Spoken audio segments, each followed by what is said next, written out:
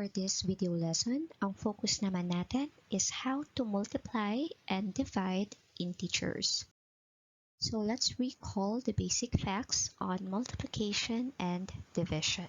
So multiplication, we can have a mathematical sentence like this using the times symbol, or we can have the dot symbol, which also means multiplication, or we can even use parentheses. The first number is what we call the multiplicand. The second number is the multiplier, or these two numbers can also be called factors. Factors are the numbers that when we multiply together, we will have a result which is called the product. While in division, we can have a mathematical sentence like this, or the long division method, or even a fraction. It still means division. So the first number is what we call the dividend. The second number is the divisor, while the answer is the quotient. So focus muna tayo on how to multiply integers. Here we have two rules. The first one, the product of two integers with the same sign is positive. That means for as long as they have the same sign, we simply need to just multiply them the usual way and the final answer will automatically be positive. For example here, 7 times 3, 21. Since they are both positive, the answer is positive. 6 times 5, 30. Again, both positive, the answer is positive. Next, negative 7 times negative 3. Since they have the same sign, just multiply the usual way. Even if they are both negative, the answer is positive. Again, with the same sign, they are both negative, the answer will still be positive. Same thing with this, they are both negative, but the product is automatically positive. Okay? While rule number 2, the product of two integers with different signs is negative. So kapag magkaiba naman yung signs ng given, i-multiply sila the usual way, pero the final answer will become negative. So here, negative 7 times 3, that's 21. Since they have different signs, the product is negative. Same thing with this, the product is negative 30. The third one, multiply them the usual way, and since they have different signs, the product is negative. While in the fourth one, since we have three numbers, we can just multiply two numbers at a time. Negative 6 times 5. So different signs, the answer is negative. Times 2, the answer is negative. So again, when we multiply integers, if they have the same sign, that means both positive or both negative, the answer here is positive.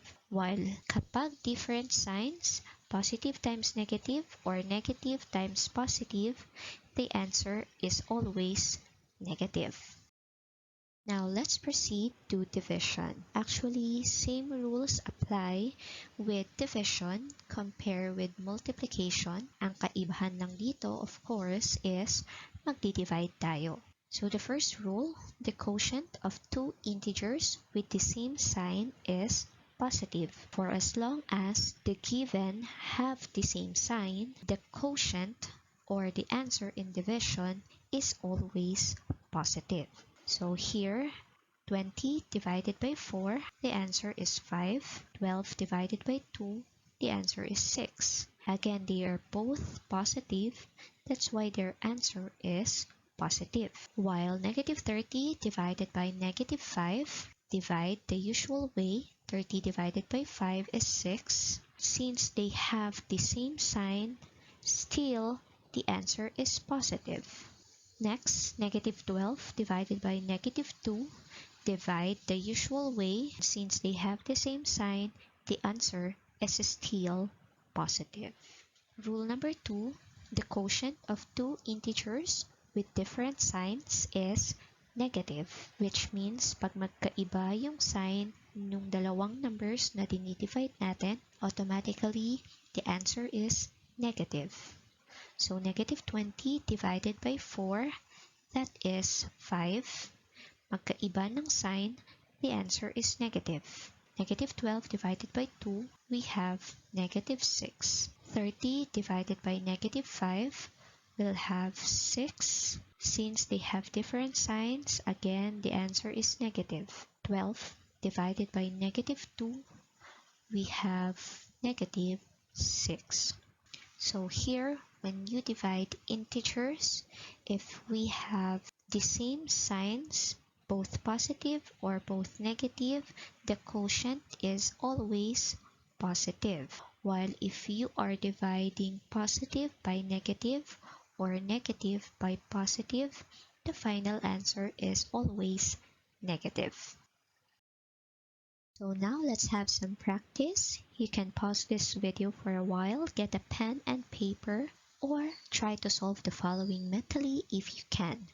I'll give you 1 minute or 60 seconds to answer the following. Okay, so time is up. Let us check your answers. Again, to multiply and divide integers, if they have the same signs, both are positive or both are negative, the answer is always positive. But if they have different signs, perform the operation and the answer will always be negative. So number 1, 5 times negative 10. So multiply the usual way, and since they have different signs, the answer is negative. Number 2, divide the usual way. Since they are both positive, the answer is positive. Number 3, multiply the usual way. Since they have the same signs, the answer is positive. Number 4, 11 times negative 3, and since they have different signs, the answer is negative. Number 5, negative 20 divided by negative 2, divide the usual way, and since they have the same signs, the answer is positive. Number 6, we have 3 numbers here. Multiply 2 numbers at a time. 4 times 2, 8 times negative 3, we have negative 24. Number 7, 3 times negative 5. This one is negative 15 because they have different signs, times negative 2. Negative times negative, they have the same signs. The answer is positive. 15 times 2, 30. So the final answer here is 30. So that's how we multiply and divide integers. Thank you.